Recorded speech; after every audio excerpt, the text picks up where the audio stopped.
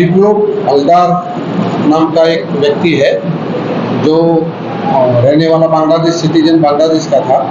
उसने पश्चिम बंगाल के कल्याणी म्यूनसिपैलिटी में अपना झूठा बर्थ डेट तैयार करवाया सर्टिफिकेट, और उसके आधार पे आधार कार्ड, इलेक्शन कार्ड सब बनवा के फिर फर्जी पासपोर्ट भी तैयार करवाया जिससे वो इंडिया में रह सके।